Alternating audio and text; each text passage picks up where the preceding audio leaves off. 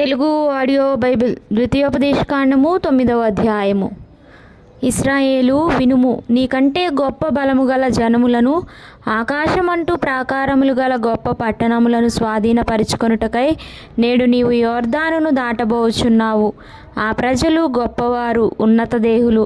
వారు నీవు ఎరిగిన అనాకీయుల వంశస్థులు. అనాకీయుల ఎదుట ఎవరు నిలువగలరు అను మాట నీవు వింటివి కదా. కాబట్టి నీ దేవుడైన యెహోవా తానే దహించు అగ్నివలె నీ ముందర దాటిపోచున్నాడని నేడు నీవు తెలుసుకొనుము.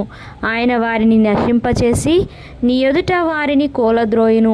యెహోవా నీతో చెప్పినట్లు నీవు వారిని వెళ్ళగొట్టి వేగమే వారిని నశింపచేసెదవు.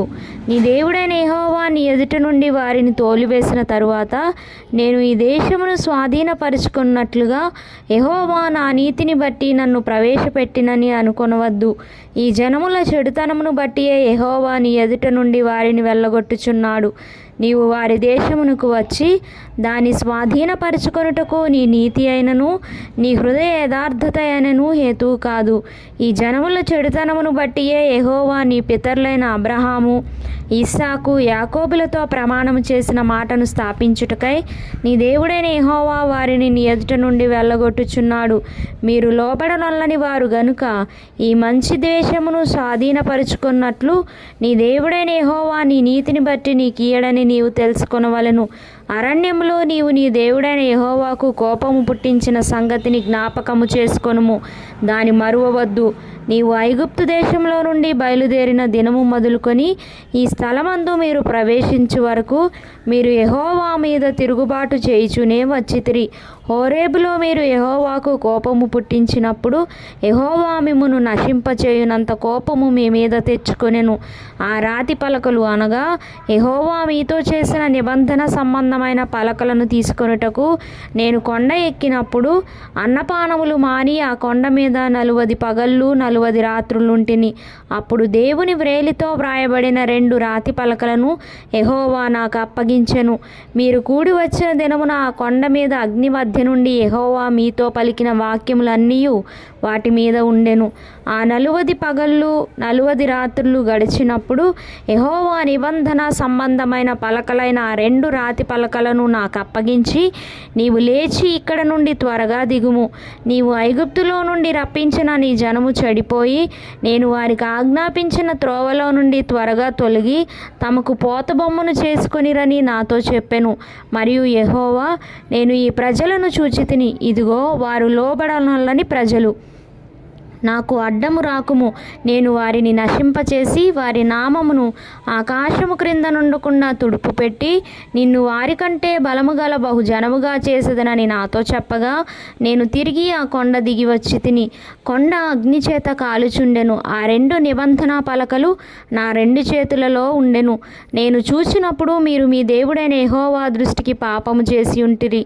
పోత దూడను చేయించుకొని యెహోవా మీకు ఆజ్ఞాపించిన త్రోవ నుండి త్వరగా తొలగిపోయి ఉంటిరి. అప్పుడు నేను ఆ 2 పలకలను పట్టుకొని నా 2 చేతులలో నుండి మీ కన్నులెదుట వాటిని క్రింద పడవేసి పగులగొట్టి మీరు యెహోవా దృష్టికి ఆ చెడు నడత నడిచి చేసిన మీ సమస్త పాపముల వలన ఆయనకు కోపము పుట్టింపగా చూచి మునుపటి వలె అన్నపానములు మాని 40 పగళ్ళు 40 రాత్రులు నేను యెహోవా సన్నిధిని సాగిలపడితిని. ఏలయనగా మిమ్ము నశింపచేయవలనని కోపపడిన యెహోవా కోపోద్రేకమును చూచి భయపడితిని. ఆ కాలమందును యెహోవా నా మనవి ఆలకించెను. మరియు యెహోవా అహరోనును నశింపచేయుటకు అతని మీద బహుగా కోపపడగా నేను అహరోనుకై అప్పుడే బతిమాలుకొంటిని. అప్పుడు మీరు చేసిన పాపమును అనగా ఆ దూడను నేను పట్టుకొని అగ్నితో దాన్ని కాల్చి నలుగగొట్టి అది ధూళి అగునంత మెత్తగా నూరి ఆ కొండ నుండి పారు ఏటిలో ఆ ధూళిని పారపోసితిని. మరియు మీరు తబేరాలోను మస్సాలోను కిబ్రోతు హత్తావాలోను యెహోవాకు కోపము పుట్టించితిరి. యెహోవా, మీరు వెళ్ళి నేను మీకిచ్చిన దేశమును స్వాధీనపరుచుకొనుడని చెప్పి కాదేశు బర్నియాలో నుండి మిమ్ము పంపినప్పుడు మీరు మీ దేవుడైన యెహోవాను నమ్ముకొనక ఆయన నోటి మాటకు తిరుగుబడితిరి. ఆయన మాటను వినలేదు. నేను మిమ్మును ఎరిగిన దినము మొదలుకొని మీరు యెహోవా మీద తిరుగుబాటు చేయుచున్నారు. కాగా నేను మునుపు సాగిలపడినట్లు యెహోవా సన్నిధిని 40 పగళ్ళు 40 రాత్రులు సాగిలపడి తిని యెహోవా మిమ్మును నశింపచేసేదనగా నేను యెహోవాను ప్రార్థించుచు ఈలాగు చెప్పి తిని, ప్రభువా యెహోవా, నీవు నీ మహిమ వలన విమోచించి బాహుబలము వలన ఐగుప్తులో నుండి రప్పించిన నీ స్వాస్థ్యమైన జనమును నశింపచేయకుము. నీ సేవకులైన అబ్రహాము, ఇస్సాకు, యాకోబులను జ్ఞాపకము చేసుకొనుము. ఈ ప్రజల కాఠిన్యమునైనను వారి చెడుతనమునైనను వారి పాపమునైనను చూడకుము. ఏలయనగా నీవు ఏ దేశములో నుండి మమ్మను రప్పించితివో ఆ దేశస్థులు యెహోవా తాను వారితో చెప్పిన దేశములోనికి వారిని చేర్చలేకపోవుట వలనను వారిని ద్వేషించుట వలనను అరణ్యంలో వారిని చంపుటకు వారిని రప్పించెనని చెప్పుకొందురేమో. నీవు నీ అధిక బలము చేతను నీవు చాపిన నీ బాహువు చేతను రప్పించిన నీ స్వాస్థ్యమును నీ ప్రజలును వీరే.